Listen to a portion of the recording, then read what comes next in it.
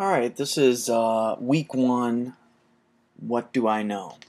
Let's start off in a general sense about what I know about gathering research, getting media, and then organizing my resources on my computer. Before I was department head, graphic design department head at Virginia Marty College of Art and Design, I was the senior designer at Ernst & Young LLP, a Fortune 100 corporate accounting firm. It was all about process there, and at Ernst & Young, within a year, I was given the nickname the process guy. I love creating process, I love revising process, I love working in process, and I love training others on process.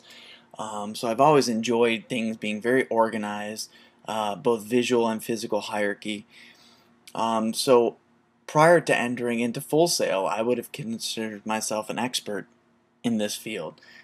After going to Full Sail, which is a compliment, I guess, to the school, I realized that I'm just a novice.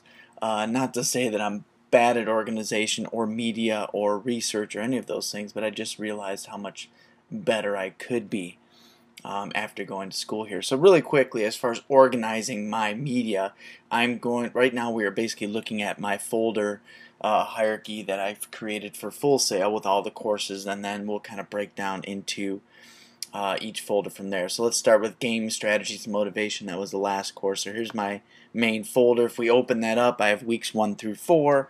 And then the welcome folder is the folder that was given to us by the instructor with all the materials that we needed to review for the class. So that's that. Then we break into week 1. Then I start adding folders per item or project or discussion board, things like that.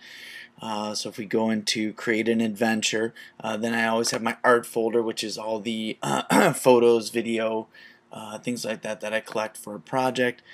Then my movies and different versions of that movie, then my final zip files and Word documents that get uploaded to FSO. So that's week 1. Week 2, again, depending on the projects, we'll decide how many folders I have, but as you can see, everything's very organized. You know, this was a project for Quest Atlantis, so this is the art then for Quest Atlantis.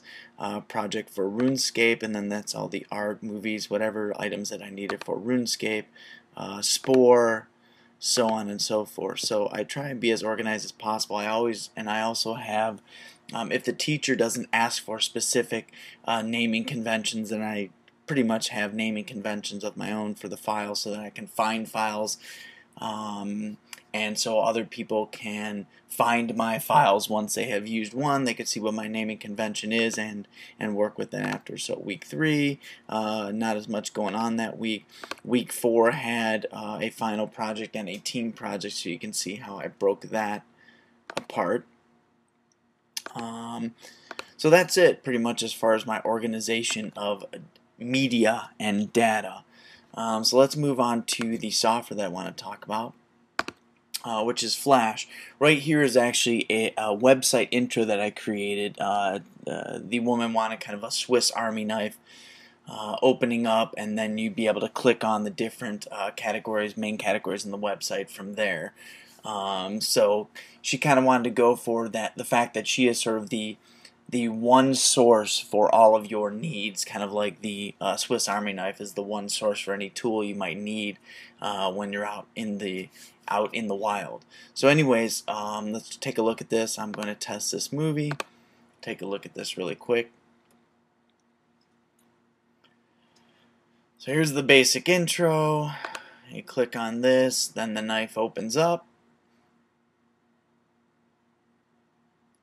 and then you're able to click on any one of the titles that would take you to a certain page.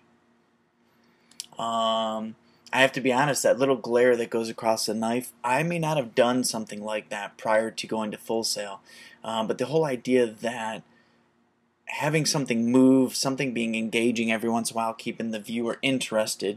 I didn't want just a static graphic after all the blades opened up. So just those little lens flares and the kind of glare that crosses the knife just kind of keeps the viewer engaged for a few seconds while they're looking at it until they make their choice. So that's one little thing that I learned from that. So even in my if you look to the left here where my arrow is, even in my development of a Flash file, you can see that all my layers, it doesn't say layer 1, 2, 3, 4, so on and so forth. I name my layers, I name them very specifically so that if someone had to take over the project from me, someone could look really quickly and see kind of how I've developed things and where things are and could be able to finish it very easily. So I learned that from Ernst & Young. At Ernst & Young, we had multiple projects at one time. We used to have to hand off projects and take other people's projects from them. And you learn very quickly when someone doesn't build a project properly, when someone doesn't take the time to be organized and you have to finish the project for them, it's hell.